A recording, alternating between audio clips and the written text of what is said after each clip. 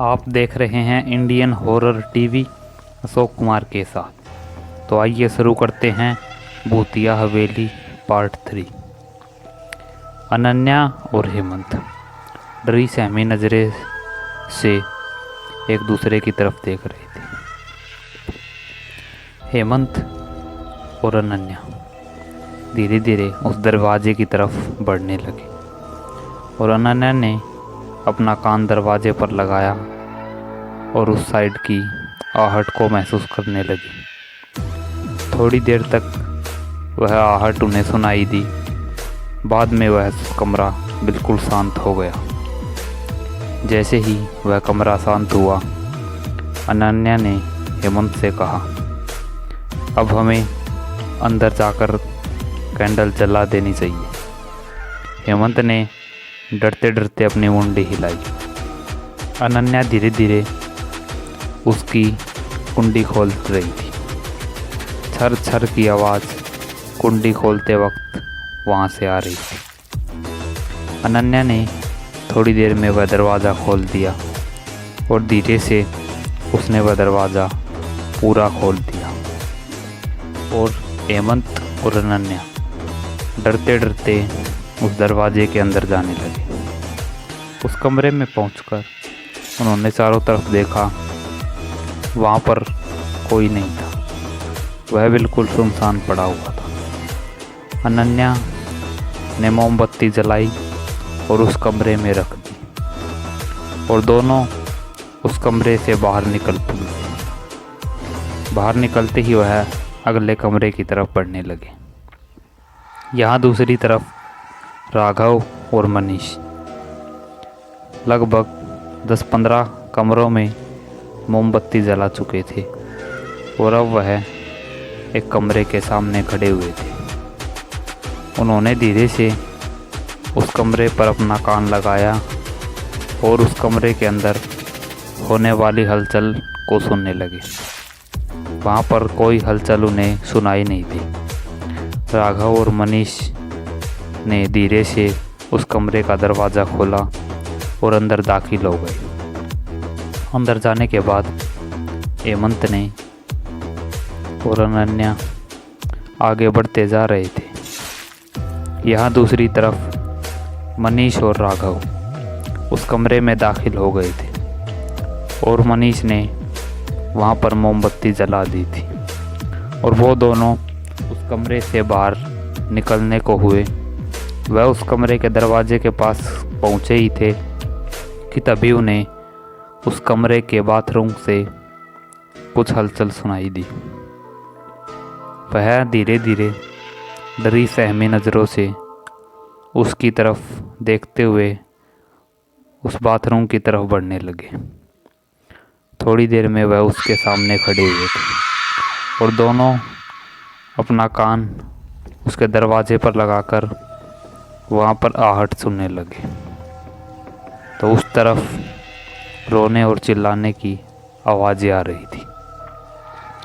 यह सब सुनकर मनीष और राघव बुरी तरह घबरा गए थे। उनके हाथ पांव थर थर काँपने लगे थे। उनकी स्थिति बहुत ख़राब हो गई थी। इतनी भयानक आवाज़ उस दरवाजे से आ रही थी। थोड़ी देर बाद वह दरवाज़ा हिलने लगा और ठप ठप की आवाज़ आने लगी। यह सब देखकर दोनों की हालत बहुत ख़राब हो गई थी। वह वहीं जम से गए थे। तभी राघव ने सोचा और अपने बैग से वह पेन और पेपर निकाला और उस पर अपना नाम लिखकर राघव और उस दरवाजे के नीचे की जगह से अंदर सरका दिया। उस पेन के एक छोटा सा धागा बंधा हुआ था।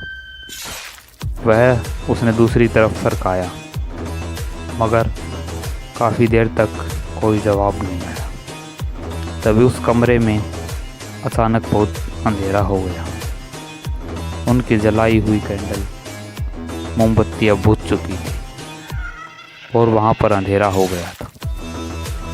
राघव ने वह पेन उठाने के लिए अपना हाथ बढ़ाया ही था और उस अंधेरे में उसे कुछ दिखाई नहीं दिया। तभी अचानक वह कैंडल फिर से जल गई और इधर राघव जोर जोर से चिल्लाने लगा। मनीष ने देखा कि राघव जोर जोर से चिल्ला रहा है।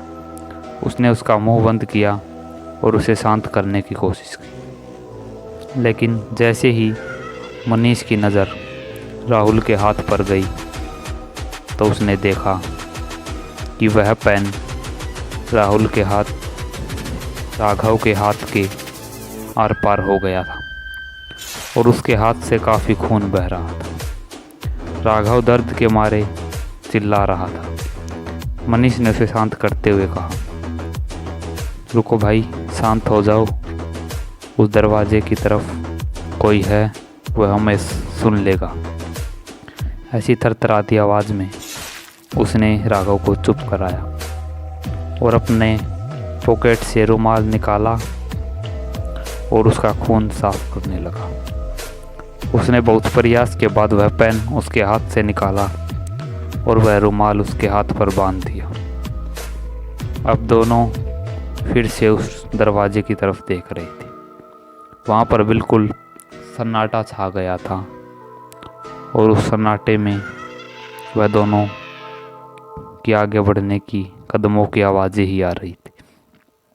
वह धीरे धीरे फिर से उसके पास पहुँचे और अपना कान लगाकर वहाँ सुनने लगे। जैसे ही उन्होंने वहाँ सुना तो अब माहौल बिल्कुल शांत हो गया था। वहाँ पर कोई भी आवाज़ नहीं आ रही थी। तभी राघव ने अपना हाथ उस दरवाजे की कुंडी की तरफ बढ़ाया और धीरे धीरे उस दरवाजे को खोलने लगा। दोनों के हाथ पांव कांपे जा रहे थे। थोड़ी देर में राघव ने वह दरवाज़ा खोल दिया और धीरे से उसे सरकाया। वह दरवाज़ा चर की आवाज़ करता हुआ अंदर की तरफ खुल गया। राघव और मनीष ने उसके अंदर टॉर्च मारी और देखा कि वह बिल्कुल खाली था। मनीष जल्दी से अंदर गया और वहाँ पर एक मोमबत्ती जलाकर आ गया और वे दोनों भागते हुए उस कमरे से बाहर निकल गए। दूसरी तरफ अनन्या और हेमंत भी उस कॉरिडोर में आगे बढ़ रहे थे और वह एक और कमरे के सामने खड़े हुए थे। तभी अनन्या उस कमरे के अंदर गई और उसने उस कमरे के बाहर अंदर कैंडल जला दी और बाहर आते हुए हेमंत से कहा कि चलो अब आगे बढ़ते हैं। हेमंत और अनन्या वहाँ से आगे बढ़ने लगे और दूसरी तरफ राघव और मनीष भी उनकी तरफ आ रहे थे।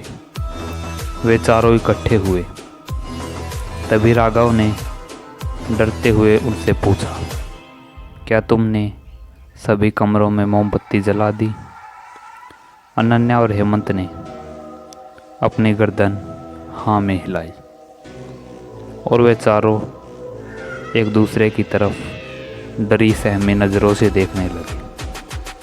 तभी अचानक एक कमरे में से उन्हें एक खौफनाक और डरावनी आवाज़ सुनाई दी। वे चारों बहुत डर गए थे और उस आवाज़ का पीछा करते हुए उस कमरे की तरफ बढ़ने लगे थे।